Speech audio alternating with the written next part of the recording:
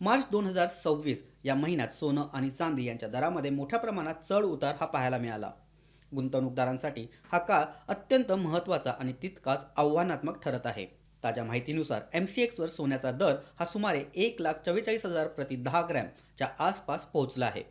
चांदीचा दर देखील 2,24,000 प्रति किलोच्या पातळीवर पोहोचला आहे. या दोन्ही धातूंमध्ये वाढ ही दिसून आली असली तरी मागील काही दिवसात मोठी घसरणही अनुभवायला मिळाली. 26 मार्च रोजी सोन्यात सुमारे 2.43% घसरण झाली होती, तर चांदीत जवळपास 6% पडझड पाहायला मिळाली होती.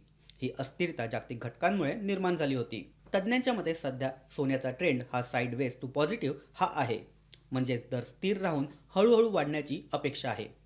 डॉलरची हालचाल, व्याजदर आणि जागतिक तणाव हे घटक सोनं आणि चांदी यांच्या दरावर मोठ्या प्रमाणात प्रभाव टाकतात.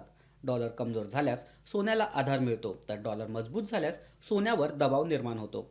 गुंतवणूकदारांसाठी सध्या सर्वात महत्त्वाचा सल्ला म्हणजे सावधगिरी बाळगणे. तज्ज्ञ सांगतात की दर वाढल्यावर काही प्रमाणात नफा बुक करावा आणि दीर्घकालीन गुंतवणुकीसाठी काही हिस्सा कायम ठेवावा.